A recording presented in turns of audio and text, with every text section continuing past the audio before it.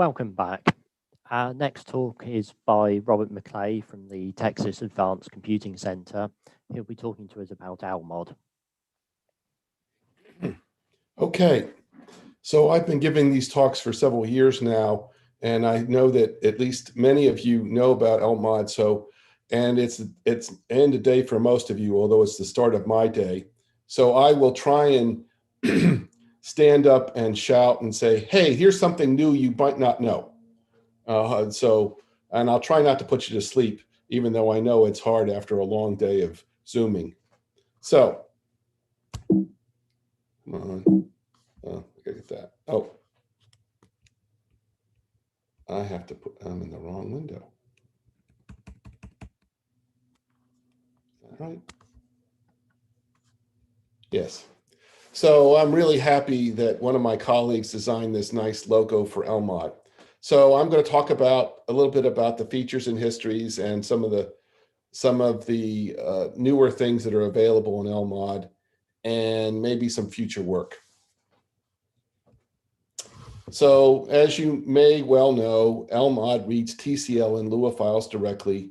It supports what I call the one name rule, which means that you can only load one GCC or one MPI or whatever. So you can't have, essentially, you can't have two copies of GCC loaded at the same time, no matter what you do. It supports a software hierarchy. That means that you have to load a compiler before you see MPI, and then load an MPI before you can see the MPI dependent applications and libraries. But it's not required. And I'm sure that about half the sites that use EasyBuild do it both ways. Or half the sites run it without a hierarchy. I know Kenneth doesn't, and I know lots of other sites that do. There is also a spider cache to make module avail be very quick. There's support for properties, so things like, is it built for GPUs or not, or is it beta or deprecated?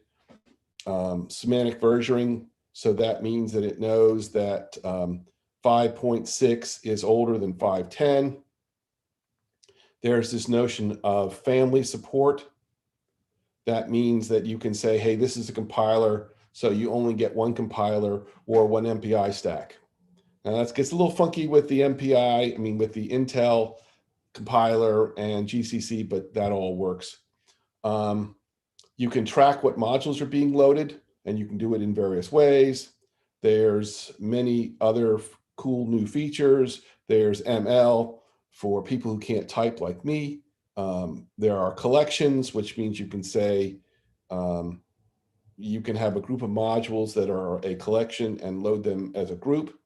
For sites, there are things known as hooks, which allow you to change or modify or extend the behavior of Lmod, allows you to go in and say, hey, what happens during the load?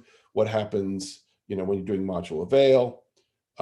For sites using the software hierarchy, the extended default is really useful. That means you can type in, I'll explain that. And the nag message. I keep trying to remind people about the nag message so that you can easily in one file say, this module is going out of date at such and such a time, and only the people who load that module get the nag message. If you ever have to deprecate software, nag messages work really well. This is not that new, but it's relatively new.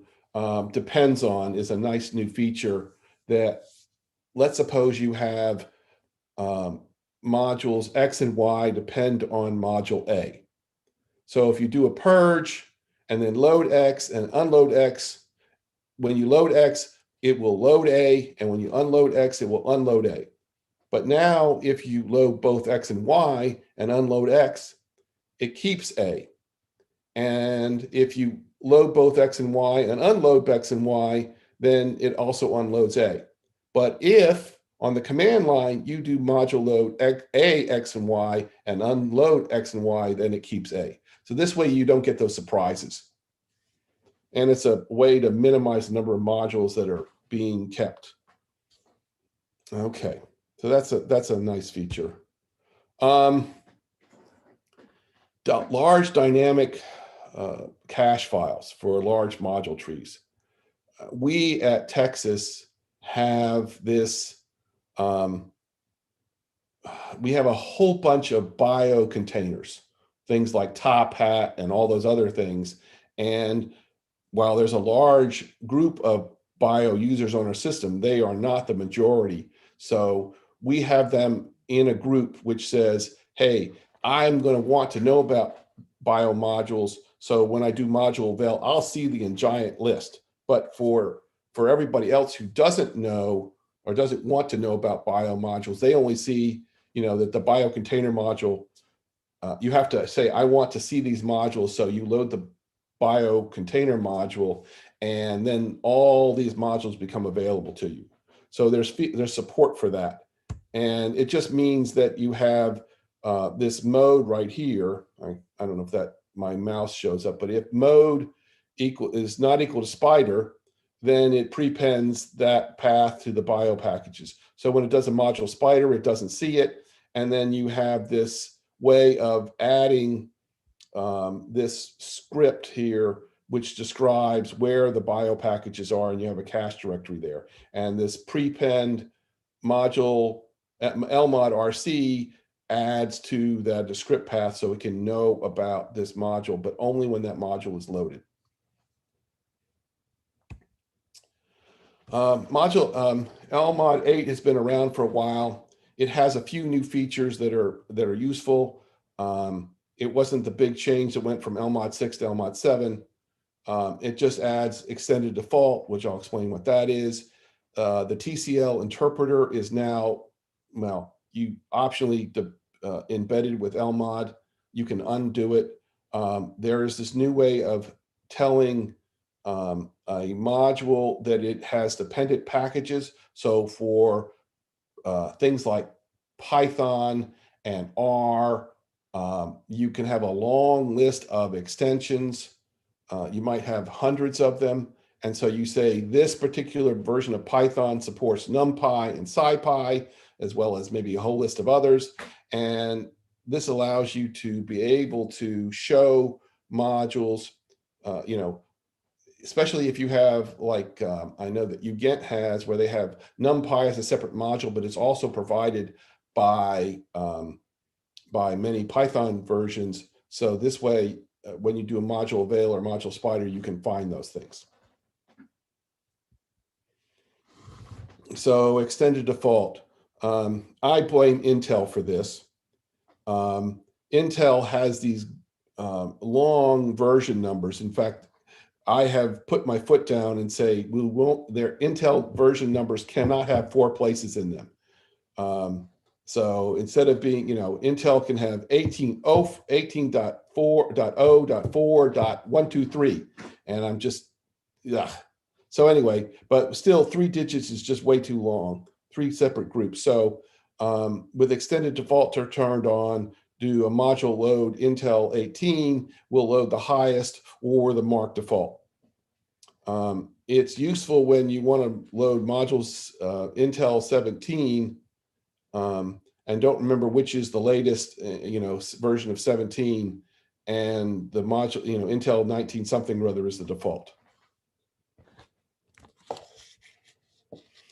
As I said, Lmod can now embed the TCL interpreter. This speeds up avail and load when there are many .versions or .module RC files in the directory tree.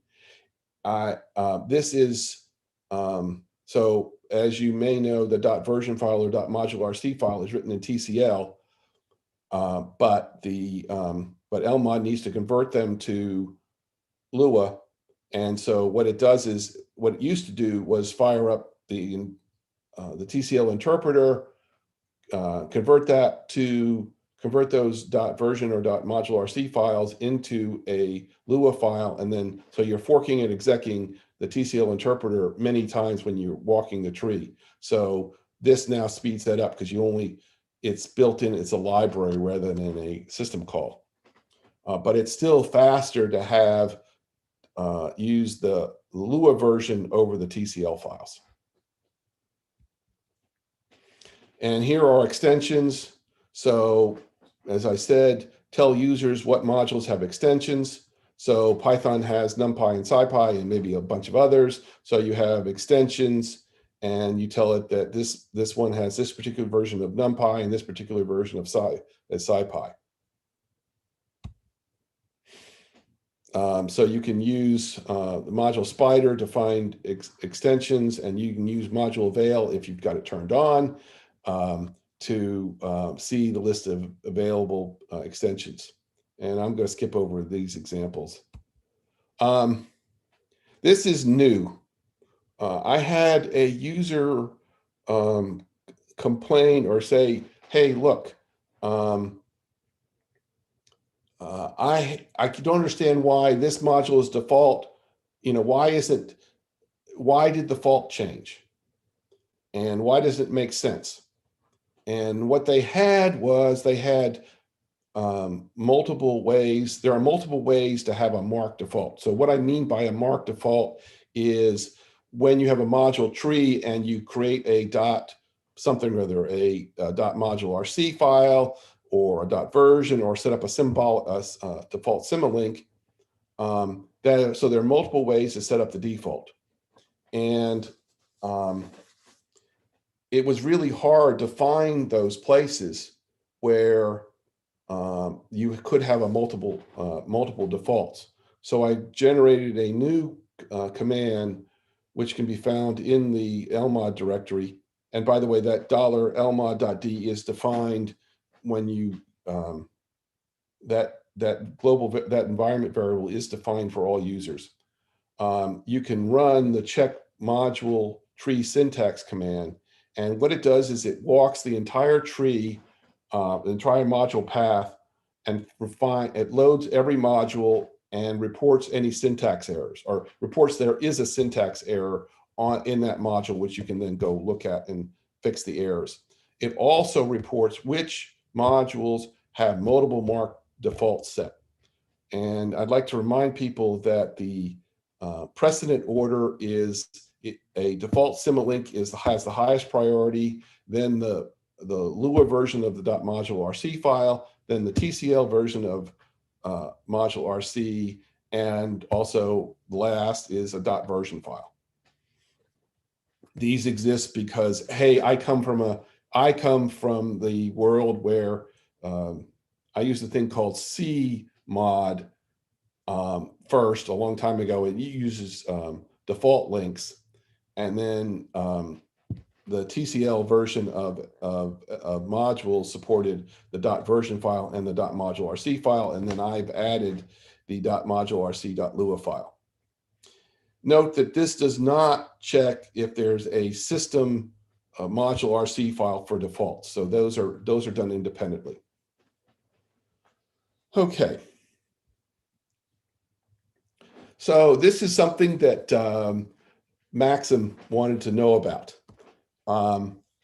So suppose a user does a module load, some module called foo, and there's with two versions of it. There's a foo version of it and a version 3.2.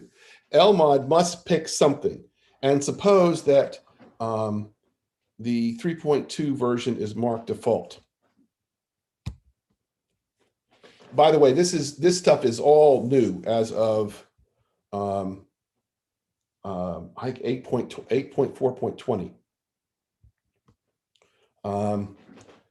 Lmod uses the loose version idea from Python. So it converts the version file into a version string into a number. And these are not exactly what it is, but these are essentially what they are. They have the loose version, and my thing uses 9 pads up to 9 places. But to fit it on the screen, I've just done 5. Anyway, so it converts this string into that, and the foo version gets converted to that string. And then if it's a marked default, i.e. it has a .version file or .module RC file or a default in the directory tree, then it replaces the first character with a caret. or an up arrow, or whatever you want to call it. So this marks it as a mark default. If the system RC file sets the marks it as a default, then it puts an S there. And if the user RC file, because they can have their own, it changes that to a U. And I looked this very carefully, and I have to look at it every time. But ASCII sorting order is that asterisk appears before the numbers, and then I guess it's asterisk, then uppercase letters, then the numbers, and then it's caret followed by S by U. So that's how Lmod sorts things. So that means that the user choice for the default is highest, then the system module RC file is next, and then the mark defaults. So then Lmod, when you say module load foo, it has to pick something. And so Lmod sorts the loose version string to find the highest. Well, that's actually not quite right. What it does is it looks at all of them and picks the one that's the highest. So it's not doing a full sort. But anyway, it finds the highest alphabetically. And Lmod then copies. So now to support this new feature, Lmod now copies the loose version string into the module table in the user environment. And I'm going to explain what that is. And what all this does is it provides a new function called default kind, which is available in your site package.lua file, and it returns the string none if there was no mark default, marked if it was done in the file system if it was done by the system module RC file, and user if it was done by the user RC, and that all by knowing where that stuff came from. Okay, so so two things I want to show. I'm getting good. Echo, sorry, env grep module. Let me put them on my side. So the module table is with that highlight, yes. So what happens is that, you know, the user environment gets filled with these weird strings. And you say, what the hell's going on? Well, that's the module table. And so you can get, and what this is it's a base 64 encoded string. And I break it into blocks of 256 so I don't overrun any environment and create multiple of them. And I have this variable called module table size 6, which says there are 6 of those things. But you can find out what it is by doing this. And what it has is, it has all the, you know, it has information which tells Lmod, come on, yeah, there it is. So, so for example, here's version 3.3 of mpitch, and that's converted in this long string. That's what it actually looks like. And so this is how I can do that stuff. And I thought I wanted to show, one of the strengths I think of Lmod is that I can store this really complicated data structure in the user environment, and just by, you know, taking it, converting it to a string, and then breaking up into blocks and UU encoding, base 64 encoding it. So anyway, that's one of the real strengths I think of Lmod, is to have a very rich environment to describe that. Okay. All right, I'm just about done with this. So I want to say that Lmod, I'd like to figure out a way to make tracking modules so they forget after some amount of time, maybe a year.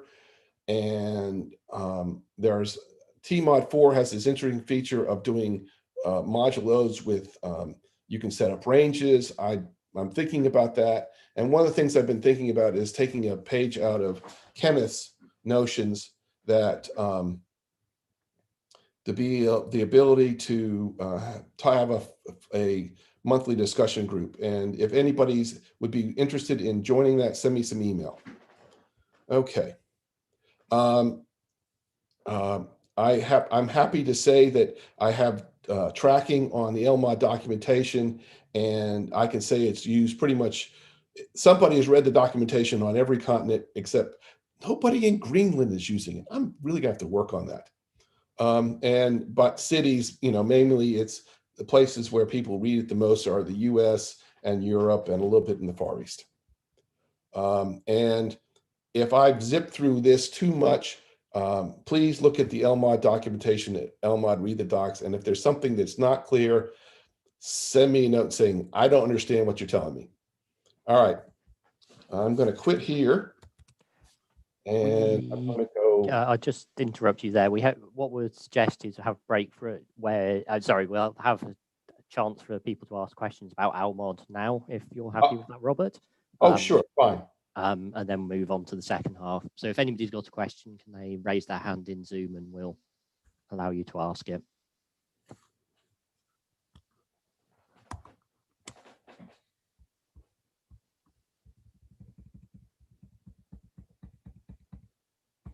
I think Kenneth's about to ask a question. Yeah, you briefly talked about things you have in mind that you're still working on. Do you envision an Lmod 9 in the future, and by extension of that, will you be able to stick below Lmod 10 before you retire?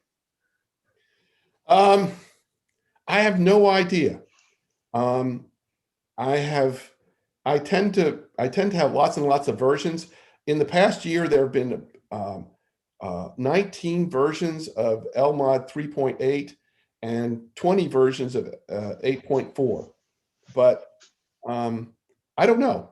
That's an interesting question. I'm about 5 years away from retirement, and I've been thinking about how I'm going to pass it on. So I'm also interested in talking about that at some point. But there's no big changes that you think are still needed in Lmod that would warrant a major version bump? No, but people like you and Maxim always come up with stuff that say, hey, that would be great, or God, I really don't want to do this. I do feel like sometimes that I am free labor to the world to support their Lmod or XALT questions. Okay, good. I don't see any other questions popping up, Simon. No, I'm not seeing any more, so we'll hand back to Robert for the XALT part of the talk. Thank you. Okay.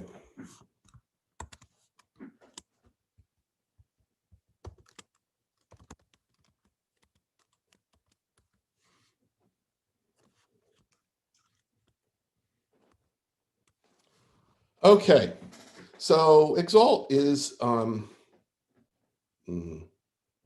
okay.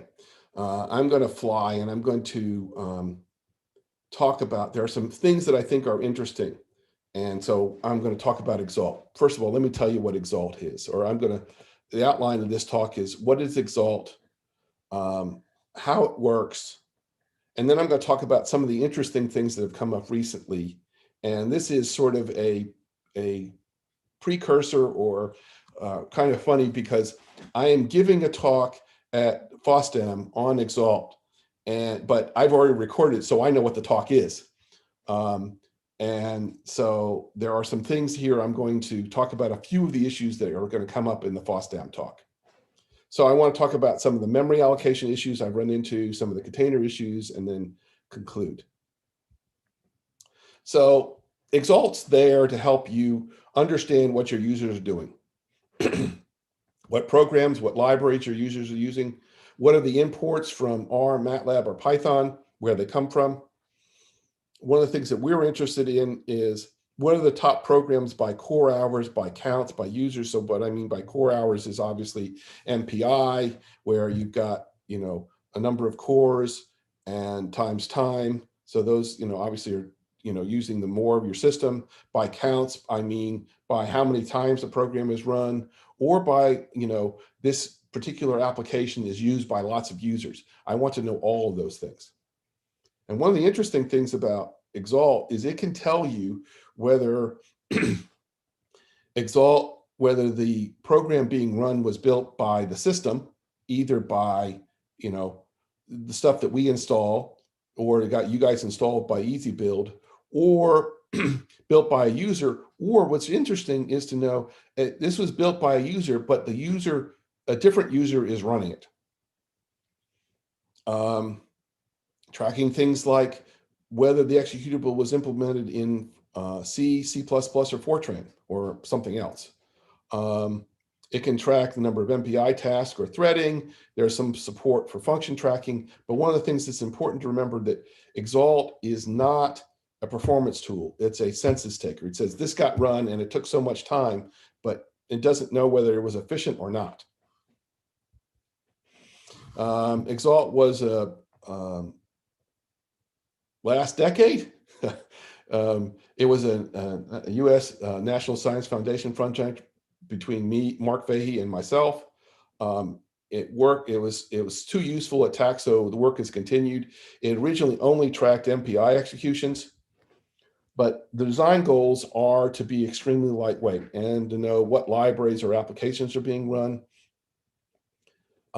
We can also track what functions are being used, and these can be collected into a database for analysis, either the one I provide or one that you're willing to provide.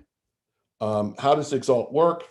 It works in these 5 ways. There's a LD wrapper, then there's an ELF trick to track executions, and then both of those things generate JSON records, which are then transported to a database, assuming you use what I provide, and then you can analyze the data using SQL calls or routines provided that do that. The LD wrapper is a way to it wraps the command the linker, and it produces command key value pairs, then captures the output from LD, and this data is collected into a .json format, and it allows you to also instrument executables which are built statically, although there are very many systems that's hard to build a static build. Craze is easy, but anywhere else I think it's difficult. But having an LD wrapper is helpful, but it's not required to use XALT. It just gives you a little less information. So ELF is the binary format for Linux and others, but mainly, I'm only caring about Linux. ELF has many hooks, and XALT uses two of those hooks to run before and after main. And even if it's written in Fortran, there is really a main, in the C sense. So here's an eye chart, but the point is that I have these two files here, hello.c, which is just a standard hello world program, and this tiny version of my library, which has these two functions, myinit and myfini, which just print, prints this string out, and then the last two effective lines set these attributes. And there's nothing special about the myinit or myfini. It's just that I am registering those functions in the init array or the fini array. And the init array is there to collect functions that get called before main, and the fini array is to collect functions that are called after main is called. Now, the fini array will not be called if the program aborts. Okay, so I could build and compile the hello world program. It just prints hello world. Then I'm going to compile my exalt.c and build it into a shared library. And then finally, I'm going to set the LD preload variable to point to this library I just built and run the hello world program. And without changing a line or the build or anything in the hello world program, I've got these two functions that you got, two things that are added, the program that runs before main or after main. Note that this could have been a hello world, could have been a commercial program, not built at your site, and it still instruments it. It still puts this stuff around it. So that this allows me to get the runtime, because I have something I can record the start time in my init and then call the end time in my fini to get the total runtime, and other information about the program. Note that I'm also running in user space. I am part of your development team. This stuff gets collected hourly, nightly. You can use the file interface, or you can use syslog to do syslog filtering, or send it to, Elasticsearch, etc.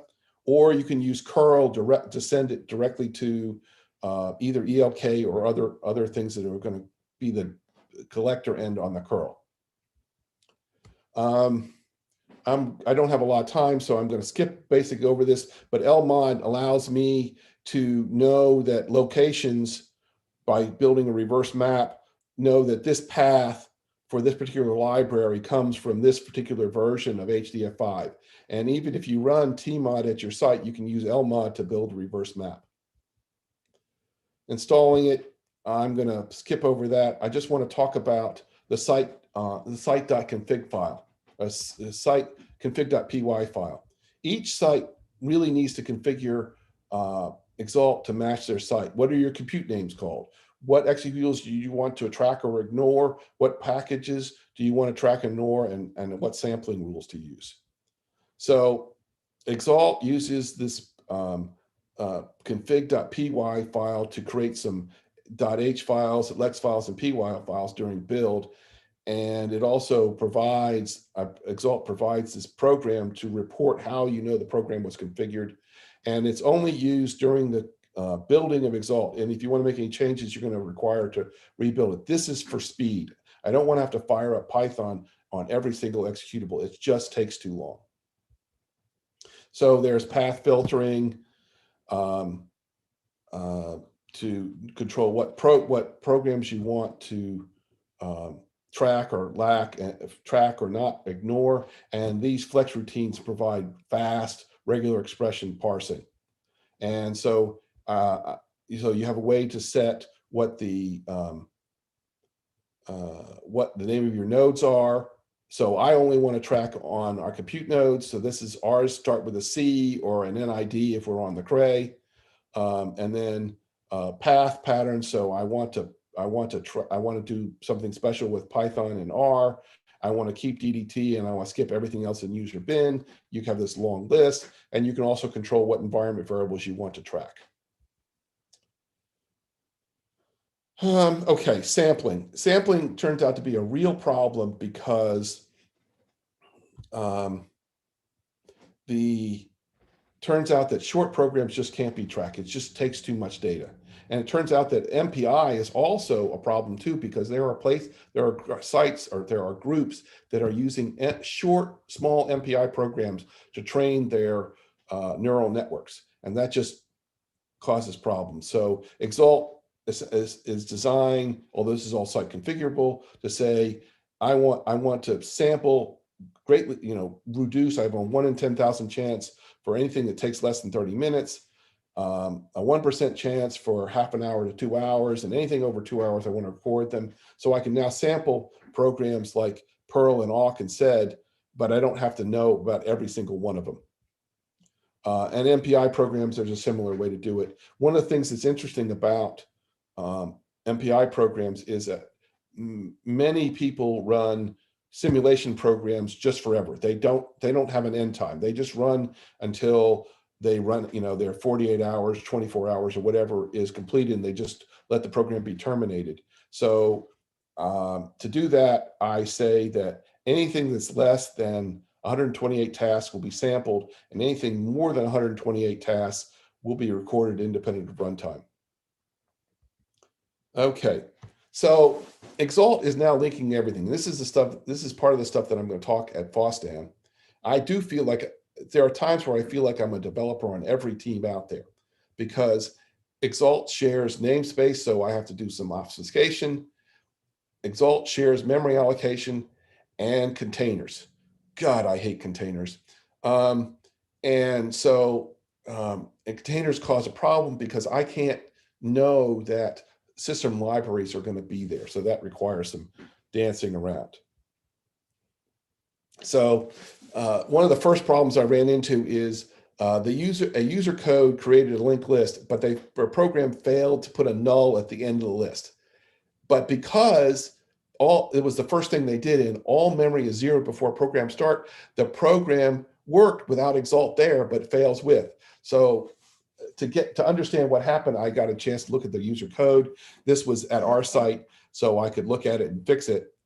But in order to get around that problem, any memory that's freed by XALT is zeroed, so to minimize this problem.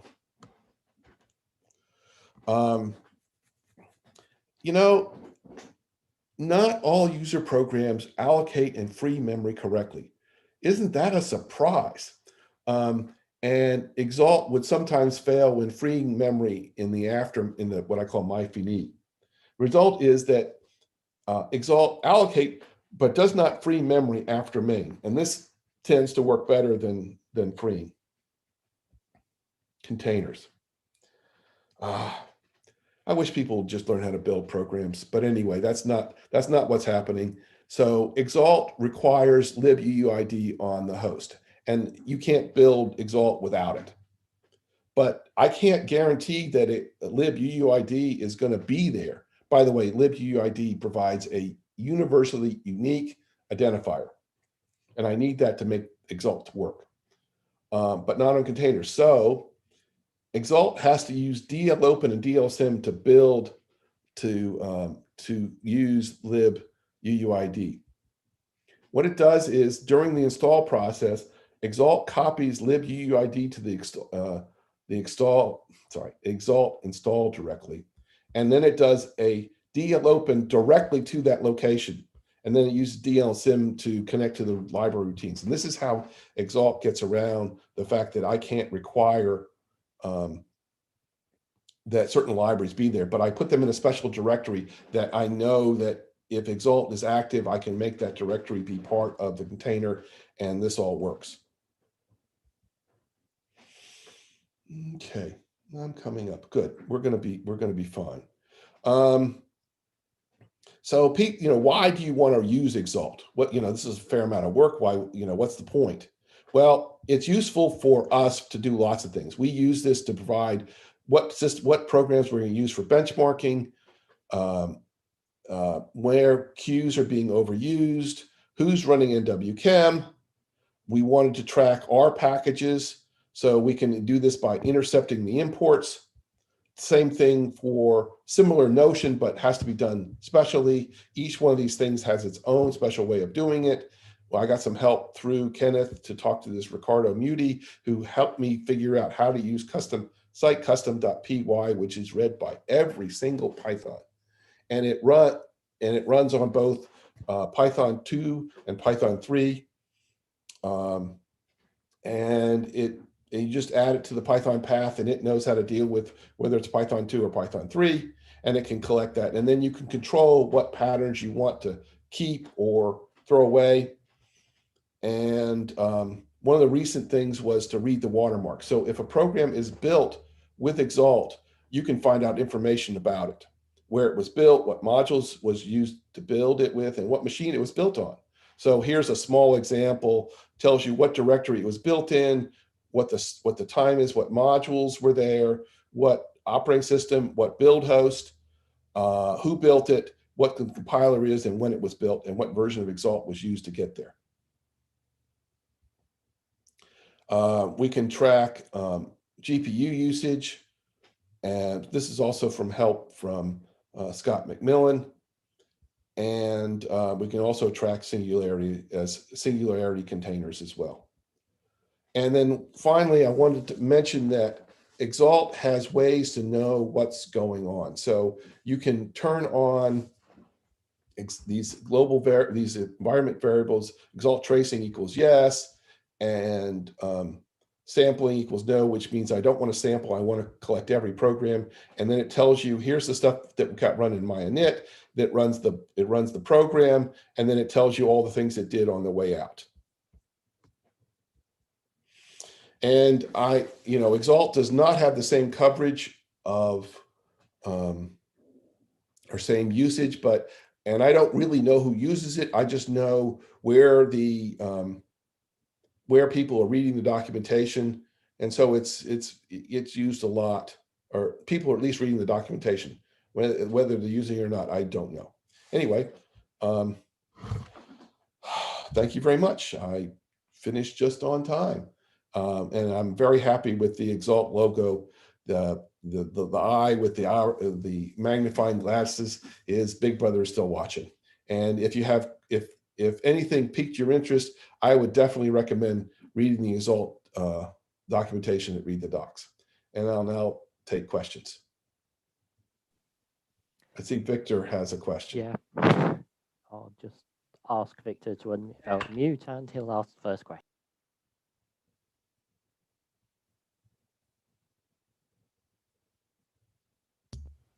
So thanks, Robert, for the presentation.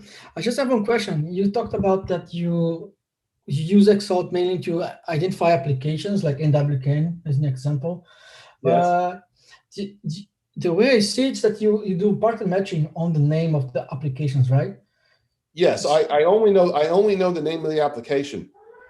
Yes. Somebody could rename their Hello World program to be NWChem, and I wouldn't know the difference. Yeah, so at CSS, we are having exactly this issue. Many users are using a.out as the application, and just like Gromax, because they are modifying Gromax and they're just making a.out or just doing very strange patterns.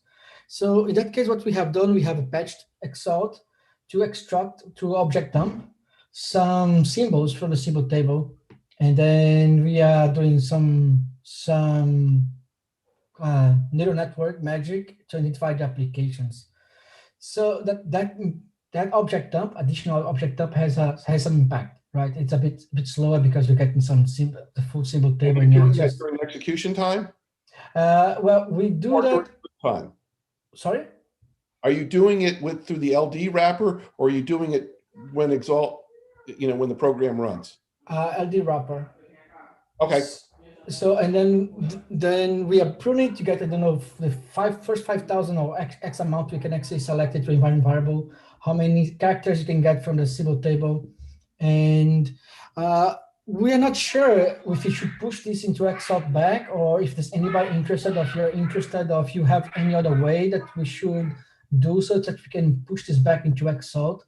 Because my follow-up question is about XALT 3, right? So what's going to be the plans for XALT 3?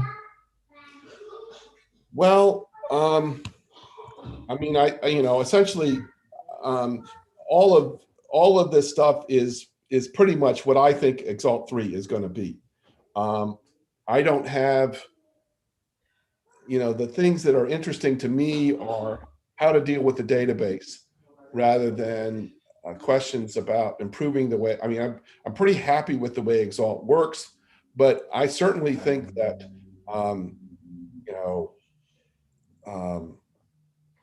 anyway, this would also be a good question to have a user group meeting about XALT and hash out what might come with XALT, because most of what changes have happened, have come through my user interactions or what happens at my site. So I don't have any giant roadmap for XALT 3. Okay, but you guys have interest about extracting binary data from applications or not? We might. I mean, certainly it's dead easy to have this be a configure option. Yeah, it is a configure option right now, yes. So yeah, I mean, this would be useful, and it depends. Certain sites really get bummed by how expensive it is to build. The build times, but we don't see it at our site at all. So, we actually compile twice, once to get those missing to be able to do function tracking. And I haven't seen anybody complain about that, but at our site. But there was some concern by some of the national labs that were looking at it, and so it's optional. So yeah. Just one question, just one comment about that. In our case, we XALT runs microsecond, sorry, and then if we add this additional object dump, like the symbol table, then it becomes millisecond. So this additional object dump that we are doing has blocked us a bit with XALT, but it's going to say for us XALT is freaking fast. Yeah, well, I've spent a lot of time minimizing how long XALT takes. One of the things I've been able to do is run times when you're recording is less than 1/100th of a second. Yeah. And it used to be closer to a second. And I didn't care when it was MPI only, but now when I'm tracking scalar executables that just pop, I'm really concerned about how fast it is. And since XALT is connecting to everything, when you're not tracking, it's wicked fast. Yeah. Since there's no other raised hand, can I ask the question about, are you interested about having a group for XALT, making some sort of monthly meeting for XALT too, like you did for Lmod? Yeah, I'm thinking about that. My only concern is, I'm going to have these meetings, nobody's going to show up. But yes, I'd like to do, if there's any interest, I'd love to do that. Okay, thanks. For these monthly meetings, Robert, I think a good suggestion is to do it every month at the exact same time, so people know there's a meeting coming up at which time, and if they come up with a problem or a question, they know there's an opportunity coming up to talk to you and discuss it. I think that would help in terms of getting attendance, and also sending reminders on the mailing list. So, oh yeah, yeah, and I probably have to use the same kind of time you use, tends to be at least to allow the US and Europe to attend. The Far East. Yeah. Far East. Well, what we've been doing is switching between 5 p.m. European time and 10 a.m. European time. So every 2 weeks we switch between those two times to allow for both East and West to join. Okay. But that depends on where most of the user community is, and if you never see people joining from the East, then maybe that's not. Well, I'll put out a note on the mailing list and say, hey, I'm planning on having this time, would this work for people who would be interesting to attend? Make sure it works for Maxime as well. Yeah, well, he's in the same time zone. No, he's only an hour ahead of me, so his and yes, I really enjoy working with Maxim, but I tell you, sometimes he's the most annoying user I have. If you want to speak up, Maxim, you can unmute yourself. It should work. I see he's laughing, but it's okay. I'm just laughing. But yeah, I think some of the stuff that we've come up with have worked really well. So I'm really happy with that. But sometimes it's a fair amount of work. Okay, well, it's about time. Thank you very much for listening to me babble. Thanks a lot, Robert.